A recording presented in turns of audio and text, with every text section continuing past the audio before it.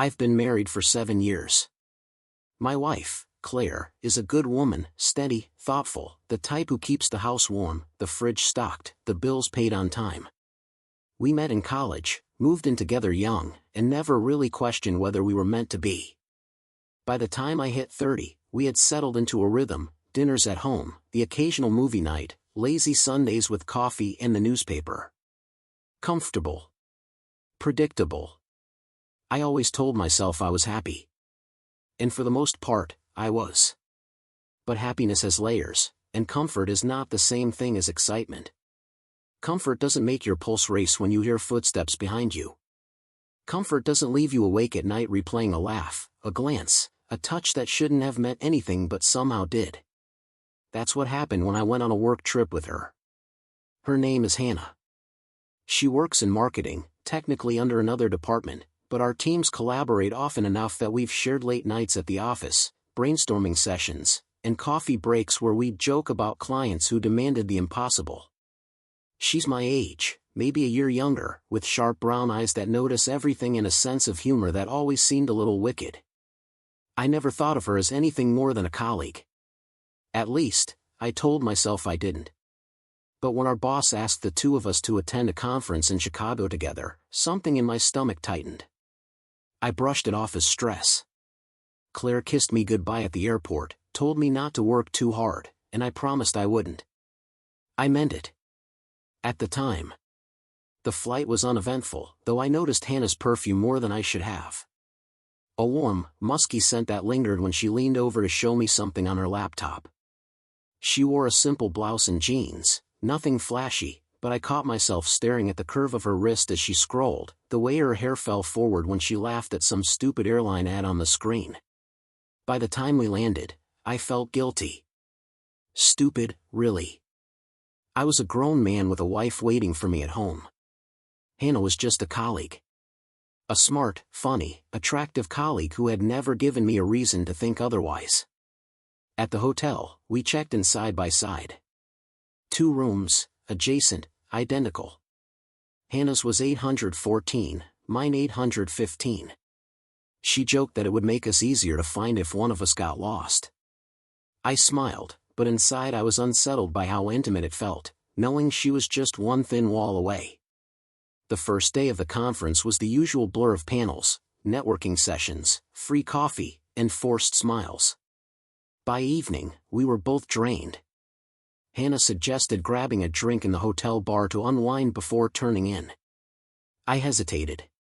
Claire's voice was in my head. Don't work too hard. She hadn't said don't drink with your colleague, but maybe that was implied. Still, refusing would have been awkward, almost rude. So I said yes. The bar was dimly lit, all dark wood and leather chairs, with soft jazz playing in the background. Hannah ordered a whiskey neat, which surprised me. I'd pegged her for a wine drinker. I got a beer. We talked about the sessions we'd attended, laughed about the pretentious keynote speaker who thought he was changing the world with a PowerPoint. 1 drink turned into 2. 2 into 3. The conversation drifted away from work, into childhood stories, travel mishaps, embarrassing moments we'd never shared in the office. I told her about the time I accidentally called my high school teacher mom. She confessed she once fainted during a college presentation. The more she laughed, the more I watched her mouth, the way her lips curled around the rim of her glass. My pulse quickened. I shifted in my chair, trying to focus on her words instead of the warmth spreading low in my stomach. At one point, her hand brushed mine on the table. It could have been accidental. Probably was. But neither of us pulled away immediately. A spark ran through me, sharp and undeniable. She must have felt it too, because her eyes flicked to mine, wide and questioning, before she smiled and looked back at her drink. I should have ended it there. I should have said goodnight, gone back to my room, called Claire to tell her I loved her. Instead, I ordered another round. When we finally stumbled out of the bar, the lobby was nearly empty. The elevator ride up to the 8th floor was silent except for the soft hum of machinery and the sound of our breathing. I was hyper-aware of how close we stood, her shoulder brushing my arm, the faint scent of her perfume wrapping around me. Our doors were side by side. She slid her keycard into the lock, the green light blinking. I did the same. We both hesitated, standing there with hands on doorknobs, neither of us quite ready to retreat. "Good night," she said softly, but her voice held something more. An unspoken unless. I swallowed hard. "Good night," I echoed, though it came out hoarse. She smiled, small and knowing, before slipping into her room. The door clicked shut behind her. I stood in the hallway for a long time, staring at the wood grain of her door, fighting the urge to knock. My heart was pounding, my palms damp. I finally forced myself into my own room, closing the door with a sigh that sounded too much like defeat. I showered, brushed my teeth, slid under the stiff hotel sheets. Sleep didn't come. All I could think about was the spark of her hand on mine, the smell of her perfume, the way her eyes had lingered on me in the elevator. And then the faintest sound, a knock. 3 quick taps. My pulse spiked. I sat up, heart racing. It wasn't my imagination. Someone was at my door. I crossed the room in 3 strides, barely breathing. When I opened it, Hannah stood there, barefoot, hair loose around her shoulders, her expression half nervous, half determined. "Can't sleep," she whispered. Neither could I. She stood in the doorway, barefoot, hair down, eyes shining in the dim hallway light. For a moment neither of us spoke. I felt the blood rush in my ears, the weight of what this meant pressing down on me. My wife's face flickered in my mind, but the thought dissolved the second Hannah whispered again. "Can I come in?" I stepped aside without answering. My body had already made the decision. The door clicked shut behind her, muffling the sounds of the city outside. The room was quiet, just the hum of the air conditioner and our breathing. She lingered near the door, as if giving me one last chance to change my mind. But I didn't move. I couldn't. I crossed the space between us, close enough to smell the faint trace of whiskey still on her breath, mixed with that musky perfume I'd noticed on the plane. My hand hovered near her cheek, trembling, before I finally let myself touch her. Her skin was warm, softer than I'd imagined. Her eyes searched mine. "Are you sure?" she whispered. No, I wasn't sure. Not about anything. But I nodded anyway. Her lips met mine, tentative at first, then hungry. It was like breaking through a dam. Everything I'd held back, every glance and thought I'd tried to bury, came rushing out.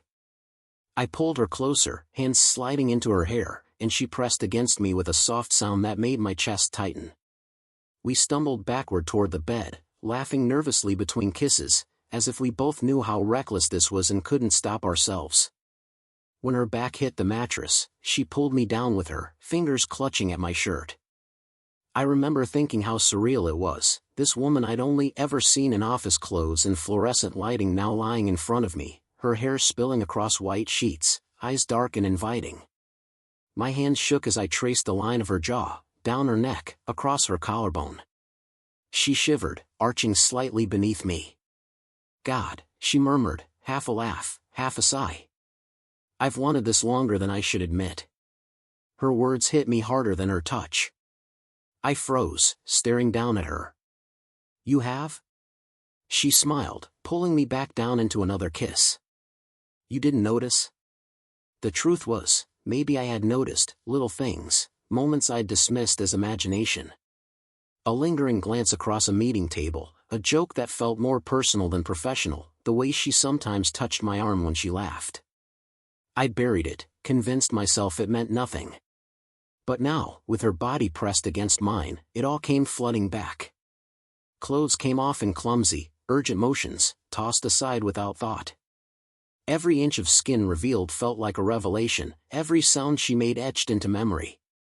Her nails traced down my back, not hard but enough to make me shiver. My mouth found hers, then her neck, then lower, tasting, exploring, memorizing. Time blurred. There was no conference, no wife waiting at home, no consequences. Just the heat of her body, the rhythm of our breathing, the way she whispered my name like it was something precious.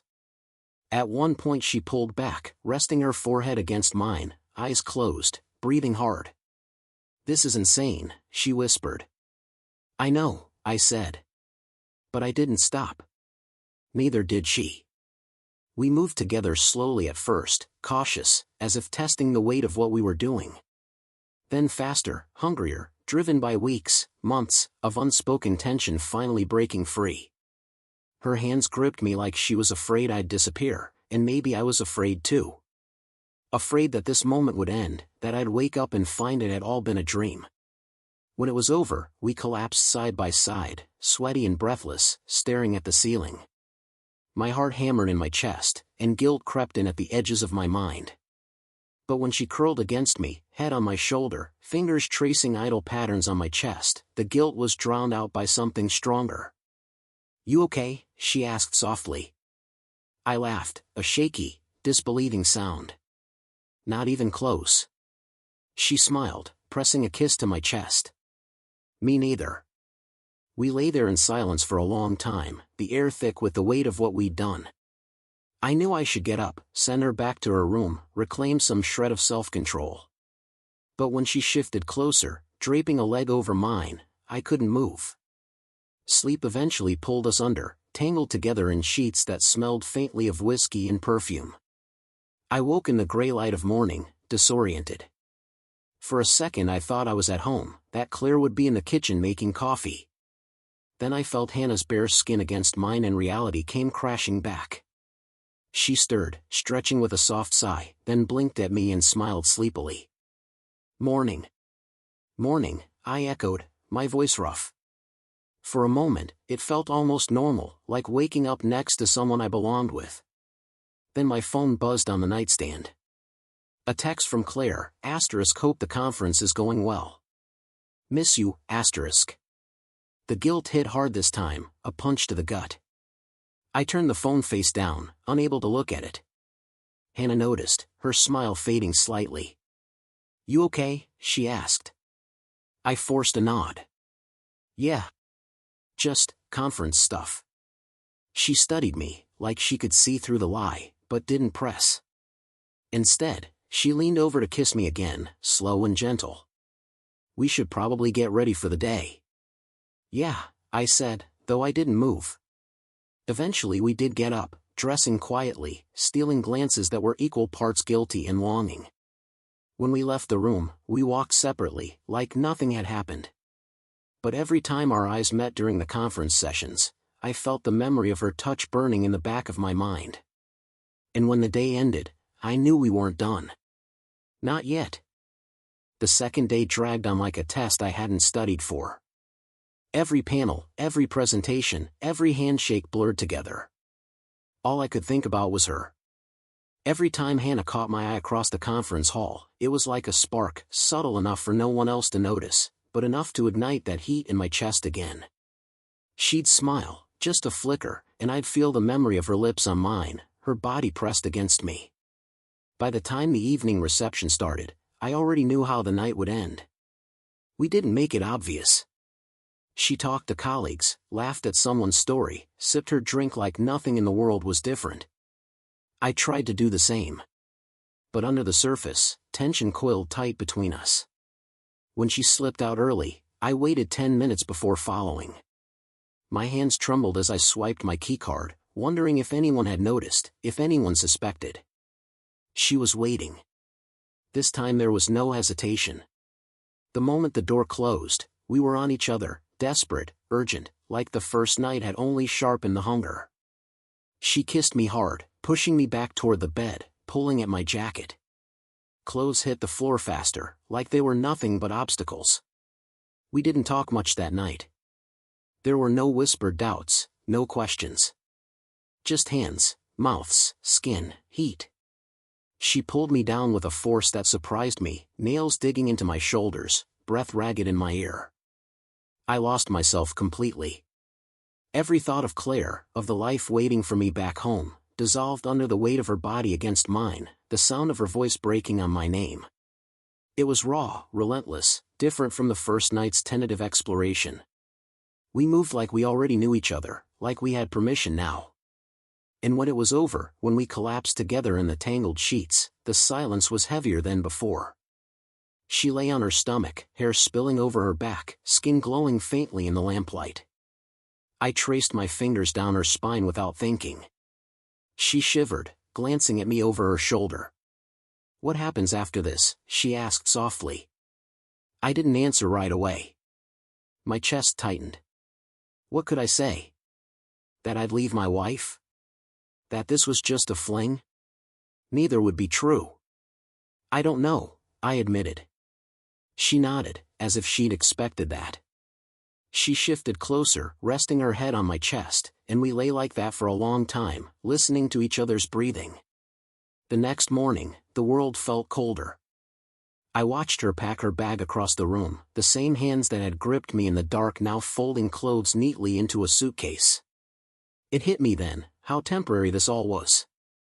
2 nights in a hotel room, nothing more. And yet, it didn't feel like nothing. On the flight back, we didn't sit together. She smiled politely when we crossed paths at the gate, then disappeared into her row. It was safer that way. I stared out the window as the plane lifted into the clouds, my chest heavy. Claire was waiting for me at arrivals. Her face lit up when she saw me, that easy, familiar smile that had once been the center of my world. She hugged me tight, kissed me like she'd missed me, like nothing had changed. And in that moment, I wanted to believe nothing had. "Tell me everything," she said as we walked to the car. "How was it? Who did you meet? Did you give that talk you were nervous about?" I answered automatically, telling half-truths, leaving out the only part that mattered. The drive home was quiet, comfortable in the way only long relationships can be.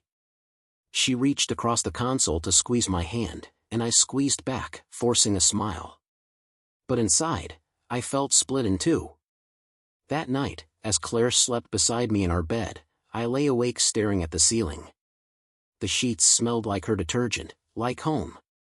But when I closed my eyes, I felt Hannah's touch, heard her laugh, tasted her skin. I knew I should feel nothing but guilt. And I did. But alongside it, tangled up and inseparable, was longing. I don't know if I'll ever see her again. Maybe it's better if I don't. Maybe it was only supposed to be those 2 nights, a secret folded away between us. But sometimes, when Claire talks about dinner plans, or work, or asks me about my day, my mind drifts back to that hotel room, to the feel of Hannah's nails on my back, to the sound of her whispering my name in the dark. And I wonder if this secret will stay buried, or if one day it'll break through the surface and destroy everything. For now, I keep smiling, keep answering Claire's questions, keep being the husband she believes I am. But inside, I know, part of me never came home from that conference.